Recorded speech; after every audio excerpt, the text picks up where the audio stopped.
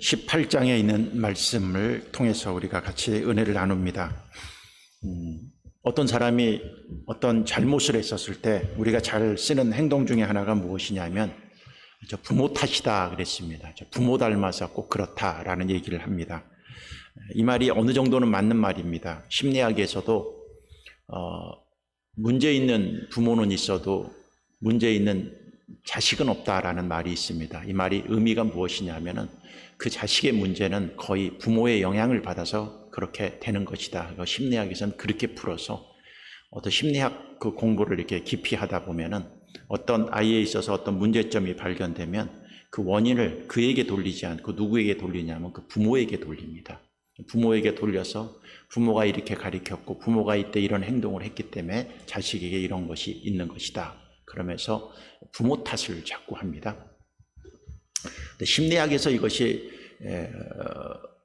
인증이 나름대로는 그것이 인증이 되어서 그 모든 원인에 있어서 부모 때문에 자식에게 그런 잘못들이 전가된 거에 대해서 그 문제들을 분석하고 해결을 하려고 많이 하고 있습니다. 그러나 궁극적으로는 우리가 알아야 될 게 있습니다. 그럼 심리학의 그 방법이 옳은 것이냐? 문제는 무엇이냐? 부모의 잘못이 자식에게 영향을 주어서 그 자식이 잘못되는 길로 가는 거에 있어서는 분명히 그것이 합리적인 이유는 있는데 문제는 무엇이냐? 그러면 그 부모의 영향으로 그 자식이 잘못됐으면 그 자식은 어떻게 고치느냐 이거예요. 어떻게? 그러면 그 자식이 나는 내 인생이 부모 때문에 이렇게 됐기 때문에 내 책임은 없습니다. 만약에 이렇게 나와버리면은 그 아이는 어떻게 고칠 것이냐 하는 거예요. 원인은 어디서 발견은 되었는지 모르지만 아무리 부모를 잘못 만나고 했을지라도 자식이 그걸 부모 핑계만 대고 나는 잘못이 없다고 그러고 자기가 지은 죄를 전부 다 부모에게만 전가시켜버리면 그 아이는 어떻게 변할 것이냐 하는 것이죠. 기독교는 그 문제에 있어서 접근이 부모에게 오는 것은 영향이 있기 때문에 그 자식이 그 원인을 갖고 고쳐야 된다고 하지만은 기독교의 결론은 그것은 아닙니다. 부모에게 원인이 있지만은 그러나 그 죄는 누가 책임을 져야 되냐면 그 자식이 책임을 져야 됩니다. 그리고 자식이 하나님 말씀 앞에서 고쳐야 됩니다. 그걸 늘 부모 탓만 대고 나는 책임이 없다고 그러고 하나님의 말씀과는 상관없이 그가 살아간다면 그것은 잘못된 신앙이 될 수 있다는 거예요. 아버지가 알코올 중독자인 사람이 자식 중에서 알코올 중독이든 혹은 도박 중독이든 중독으로 갈 확률이 굉장히 많이 있습니다. 왜? 같은 유전자를 갖고 있기 때문에 부모의 그 성품이 자식에게 그대로 가고 부모의 나쁜 성품도 그 자식에게 그대로 가고 있는 것은 확률적으로는 맞는 것입니다. 그럼 부모가 알코올 중독자였어요. 그럼 내가 부모의 영향을 받아서 알코올 중독자가 되든지 마약 중독자가 되든지 도박 중독자가 되었어요. 그러면 그 도박 중독자가 된 자식은 고쳐야 돼요? 고치지 않아야 돼요? 그도 고쳐야죠. 누구 앞에서 고쳐야 돼요?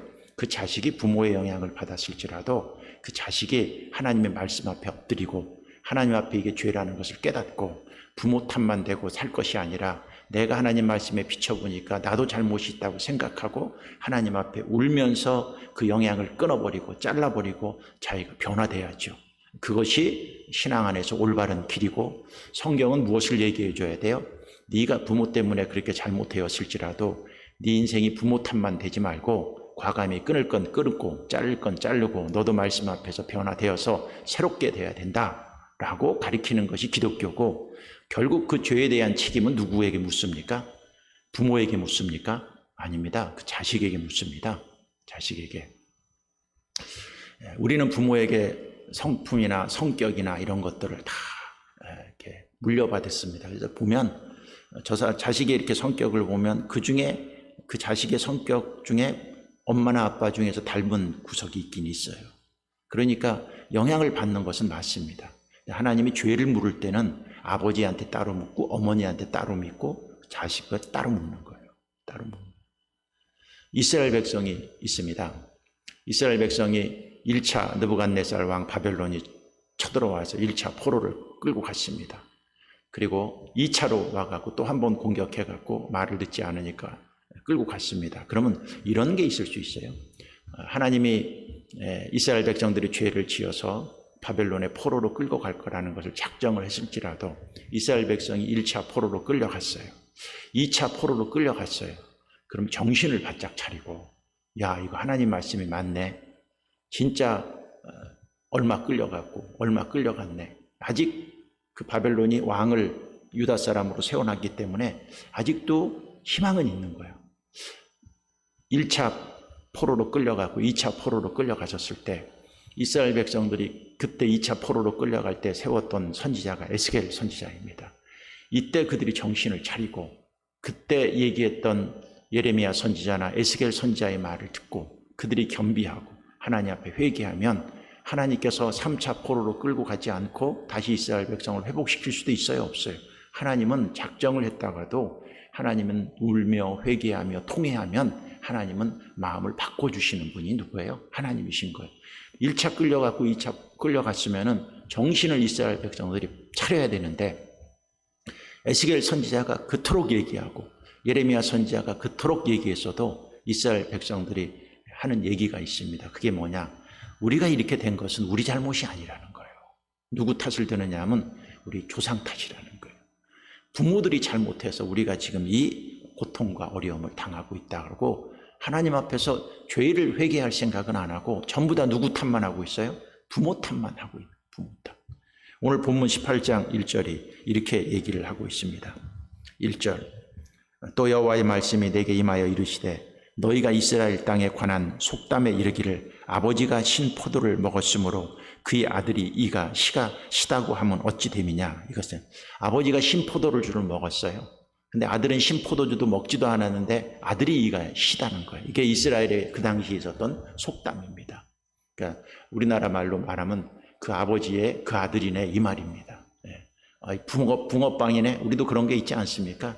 그 아버지의 모습을 아들이 담는데 그 얘기를 이스라엘 속담 중에 아버지가 신 포도주를 먹었는데 자식이 이가 시다는 거예요. 그것은 그 아버지 영향이 누구한테 간다는 거예요? 자식에게 간다는 그 속담을 오늘 얘기하고 있습니다.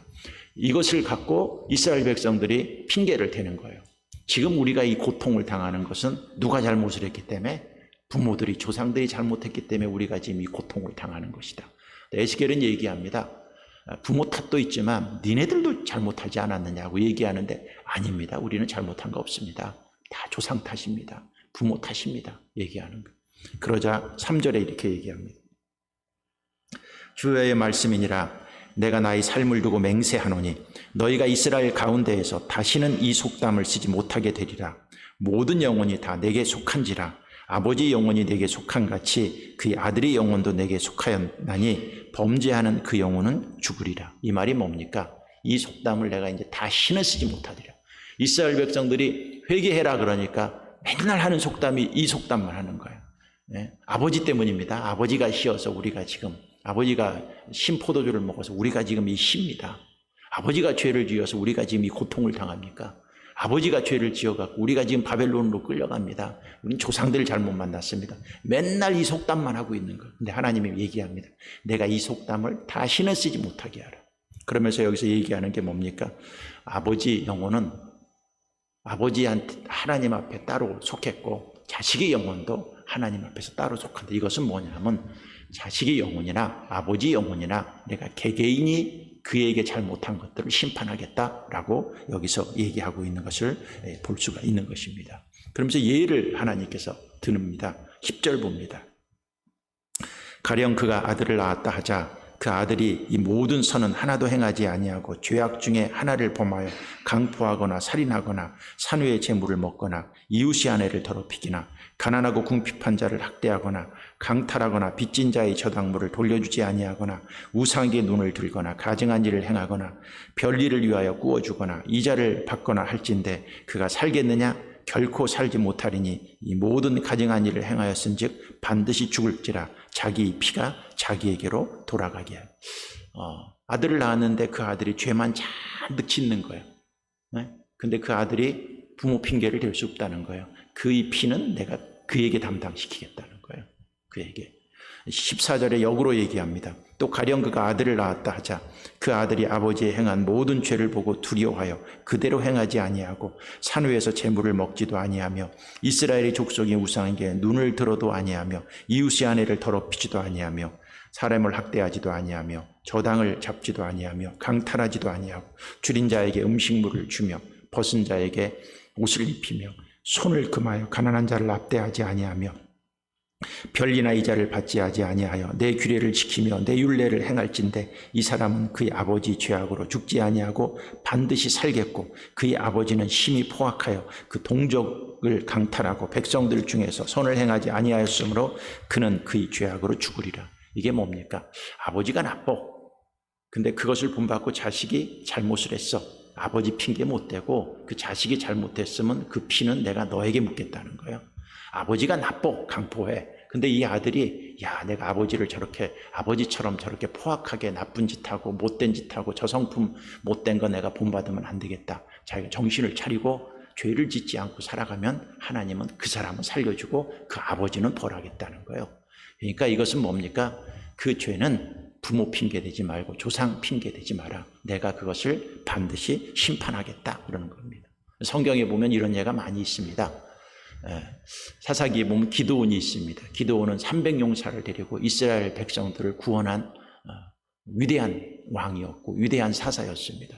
그런데 그 아들 중에서 누가 있느냐 하면 아비멜렉이 있습니다. 이 아비멜렉은요, 왕이 되려고 자기 형제들 70명을 바위 위에다 올려놓고 모두 죽여버렸습니다. 그러고 자기가 왕이 됐습니다. 여러분, 기드온은 훌륭한 사람이었습니다. 근데 아들 중에 누가 나타나요? 아비멜렉이 나타납니다. 하나님이 어떻게 하는 거예요? 기드온은 하나님 앞에 쓰임 받았으니까 하나님이 그를 축복하지만 그 자식이 아버지의 그것을 본받지 못하고 살아갔던 아비멜렉은 어떻게 하는 거예요? 내가 심판하겠다는 거예요. 심판. 사무엘이 있습니다. 사무엘은 훌륭한 선지자였습니다. 근데 그 아들들이 있습니다. 요엘과 아비냐는 뇌물을 받고 판결을 굳게 하였습니다. 하나님께서 그를 선지자나 제사장으로 세우지 않습니다. 아버지는 훌륭하나 자식이 잘못됐으면 그 자식에게 하나님 책임을 묻고 그 하나님의 일들을 하지 못하도록 하나님이 해버리겠다 하는 것입니다. 히스기야가 있습니다. 훌륭한 왕입니다. 이스라엘 유다 왕 중에서 아주 훌륭한 왕 중에 하나입니다. 히스기야 왕. 근데 그 아들이 있습니다. 누구냐? 므낫세입니다. 이 므낫세는 아주 악한 왕입니다. 히스기야 왕은 하나님이 축복하겠지만 그 자식 므낫세는 내가 가만두지 않겠다. 므낫세는 아주 악한 왕입니다. 성경에는 나타나지 않지만 위경이라는 데 보면은 이 므낫세가 이사야를 톱으로 잘라서 죽여버립니다. 네. 여러분, 므낫세가 아버지 영향 받았습니까? 아버지가 그렇게 훌륭하면 그 영향을 받아야죠. 근데 그렇지 않습니다. 그렇지 않아요. 하나님은 따로따로 죄를 묻겠다. 역으로 얘기할 수 있습니다. 사울은 나쁜 왕이었습니다. 근데 그 아들 중에 누가 있어요? 요나단이 있습니다. 요나단은 훌륭한 사람입니다. 다윗을 도와갖고 다윗을 왕으로서 역할을 하는 데 있어서 좋은 역할을 했던 게 요나단입니다. 요나단 밑에서 봤습니다. 자기 아버지가 얼마나 악한 왕인지. 다윗을 자기가 보니까 훌륭한데 그 다윗을 죽이려고 욕심이 가득하고 시기 질투가 가득해서 다윗을 죽이려고 하니까 요나단이 밑에서 다윗을 살려주지 않습니까? 악한 왕 밑에 훌륭한 자식이 나올 수 있다 하는 것을 얘기하고 있습니다. 므낫세는 악한 왕입니다. 근데 그 후손 손주 중에 누가 있느냐 하면 요시야라는 왕이 있는데 요시야는 8세의 왕이 돼갖고 종교개혁을 합니다. 여러분, 악한 왕 밑에도 누가 나올 수 있어요? 훌륭한 자식이 나올 수 있다 하는 것들을 얘기하고 있습니다. 성경의 열왕기하 22장 2절에 보면 여호와가 요시야가 여호와 보시기에 정직하게 행하여 그 조상 다윗이 모든 길로 행하고 좌우로 치우치지 아니하였다라고 얘기하고 있습니다. 이것은 뭡니까? 우리가 신앙생활을 하면서 우리도 조심할 게 있습니다. 누구 탓하지 마십시오. 특히 부모 탓하지 마십시오. 나는 부모가 성격이 이 모양이라 나도 그 부모 성격 그대로 본받아서 나도 이 성격이 그래. 내가 이렇게 되고 싶어서 그랬어. 우리 부모가 그래서 나도 그렇지. 보면 부모랑 나쁜 짓 똑같이 하고 부모가 해서는 안 될 일 내가 똑같이 하면서 맨날 부모 핑계만 대고 나는 책임 없어. 아닙니다. 하나님은 부모의 그 죄도 묻고 네 죄도 묻겠다는 거예요. 내가 아무리 훌륭하게 할지라도 우리 자식 중에서 좋은 자식이 나올 수도 있고 그렇지 못한 자식이 나올 수 있습니다. 그러나 우리가 그렇지 못한 자식을 위해서 눈물 뿌려 기도하며 하나님 앞에 좋은 영향을 받기로 해야 되는 것은 해야 됩니다. 그러나 이 아들이 끝까지 거절하고 끝까지 배신하고 하나님을 찾지 않을 때는 하나님께서는 그 아들의 죄는 내가 묻겠다는 거예요. 이게 하나님께서 오늘 우리에게 주시는 것입니다. 누구를 통해서? 이스라엘 백성들이 잘못된 삶을 통해서 이렇게 보여주는 것입니다. 그래서 신앙은 하나님 앞에 내가 단독으로 만나는 것입니다. 실존적 존재로 하나님 앞에 내가 만나는 것입니다. 그게 부모든 자식이든 영향을 줄 수 있고 도움을 줄 수 있고, 우리는 그 책임이 있는 것은 분명합니다. 너는 너, 나는 나니까 너는 네 마음대로 살고 나는 내 마음대로 살고, 이것도 죄입니다. 이것도 잘못된 거예요. 여러분, 우리 자식들이 하나님 앞에 잘 살게 하도록 우리가 신앙으로 모범을 보여주고 위해서 기도하고 신앙적인 삶을 살도록 권면하고 애써야 되는 것은 우리 책임입니다. 해야 돼요. 근데 그렇게 했음에도 불구하고 꼭 자식 중에서 잘못되게 가는 자식이 있을 수도 있습니다. 근데 그건 어쩔 수 없습니다. 그렇죠? 그러나 우리 책임이 끝까지 다해야 돼요. 그러니까 우리는 두 가지 책임이 있는 거. 내가 하나님 앞에서 올바로 살아야 되고, 자식에게 그 좋은 영향을 물려줄 수 있도록 열심히 기도해서 그 자식이 잘못된 길로 가지 않도록 해야 될 우리의 책임은 거기까지. 근데 그렇게 했음에도 불구하고 그렇지 않은 자식들이 생길 수 있어요. 그러나 그 자식은 누구 책임이에요? 내 책임이 아니에요. 내가 할 도리를 다 했다면은 그 자식의 죄는 하나님이 어떻게 묻겠다? 자식에게 내가 따로 묻겠다는 거예요. 이게 하나님의 삶의 모습입니다. 나라가, 어제 제가 수요일 날도 얘기했습니다. 나라가 재앙 속에 있고 나라가 힘듭니다. 지금 이런 재앙 속에서 우리가 할 일이 뭘까요? 정부 탓, 대통령 탓, 누구 탓, 누구 교회 탓, 어느 목사님 탓하지 마십시오. 하지 마요. 하나님은 그거 싫어하십니다. 지금 내가 할 일은 뭘까요? 내가 하나님 앞에 겸비하고 회개하고, 내가 직접적인 죄를 짓지 않았을지라도 내가 하나님 앞에 눈물 흘리며, 어제 에스더는 자기가 죄를 짓지 않았어도 머리털을 뽑고 자기가 민족의 죄를 놓고 울면서 통곡하면서 회개하니까 하나님이 살려주잖아요. 내가 죄를 짓지 않았는데 하니까 하나님이 살려주시는 거예요. 오늘 이스라엘 백성들이 1차 포로 가고 2차 포로 갔어요. 그 중에 어떤 사람이 하나님 앞에 울면서 회개하면서 우리가 잘못했구나 하고 그 영향이 이스라엘 백성들한테 가면 하나님이 3차 포로의 이스라엘 백성을 완전히 망하게 하지 않았을 것입니다. 근데도 그들은 누구 탓 결국 망했죠. 이 재앙 속에서 우리가 이 재앙을 이기는 방법이 뭐예요? 누구 누구 때문이야? 세상 사람들은 그렇게 얘기할 수 있어도 하나님을 믿는 사람들은 그렇게 얘기하면 안 되죠. 우리도 어제 말씀했던 에스더처럼 누구 탓 돌리지 말고, 부모 탓 돌리지 말고, 하나님, 오늘도 우리가 하나님 앞에 회개합니다. 오늘 에스겔을 통해서 우리에게 주신 교훈들을 마음속에 새기고, 어제 수요일날 에스라를 통해서 하나님이 나에게 주셨던 교훈들을 다시 한번 새기면서 오늘도 누구 탓하지 말고 하나님 앞에 겸비하고 회개해서, 하나님, 우리의 모습을 통해서 하나님의 민족이 회복되고 이 재앙이 끝나고 우리 가정이 회복되고 하나님의 놀라운 역사가 이루어지고, 또 내가 하나님 앞에 잘못한 거 있으면 하나님 앞에서 내가 내 죄를 바라보고 부모 탓하지 말고 누구 탓하지 말고 하나님 앞에 회개하고 바로 설 수 있는 저희들 되게 해달라고 이 새벽에도 기도하고 힘없고 승리하는 여러분들이 되시기를 바라겠습니다. 기도하겠습니다. 하나님 감사합니다. 오늘도 우리가 주님 앞에 나왔습니다. 이스라엘 백성들이 아버지가 신포도를 먹었는데 아들이 이가 시다고 하는 이 속담 갖고 자신들이 고통당하고 고난당하고 나라가 망해가고 있음에도 불구하고 남이 탓만 하다가 결국 그들은 완전히 망합니다. 에스겔이 다시는 너희가 이 속담을 쓰지 못하도록 하겠다고 하나님의 말씀을 대언합니다. 그리고 하나님께서는 그 죄는 너희들에게 묻겠다고 얘기하고 있습니다. 우리도 신앙생활을 해나갑니다. 부모의 영향, 친구의 영향, 환경의 영향, 우리가 태어난 여건, 이런 것들 때문에 우리가 살기가 힘들고 어려운 부분이 있지만, 그러나 그것 탓하면서 내가 하나님 앞에서 해야 될 일들을 하지 않는 것, 그것은 죄악입니다. 하나님은 내 죄는 나에게 묻겠다고 말씀하고 있습니다. 오늘도 주시는 말씀들을 마음속에 새기고 나도 누구 탓하지 않도록 도와주시고, 지금 재앙이 계속되고 있습니다. 이 재앙 속에서 누구 탓하지 않도록 도와주시옵시고, 하나님 앞에 에스더처럼 죄 없는 에스더가 눈물 흘리며 회개했던 것처럼 오늘도 죄 없는 내가 하나님 앞에서 교회를 위해서, 민족을 위해서, 가정을 위해서 애타게 기도하며 울면서 기도하며 안타까운 심정으로 기도할 수 있는 그러한 마음, 그러한 심정을 갖고 오늘도 이 새벽에 기도해서 우리가 다시 힘을 얻고 재앙이 그치고 새 생명이 넘치는 아름다운 삶들을 살아갈 수 있도록 축복해 주시옵소서. 예물드린 손길들 은혜 내려 주시옵시고 이들에게도 소망이 있게 하시고 희망이 있게 하시고 재앙이 그치게 하시고 하나님의 위로와 축복이 넘칠 수 있도록 도와주시옵소서. 예수님 이름으로 감사하며 기도드렸사옵나이다. 아멘. 하늘에 계신 우리 아버지여, 이름이 거룩히 여김을 받으시오며 나라가 임하시오며 뜻이 하늘에서 이루어진 것처럼 땅에서도 이루어지이다.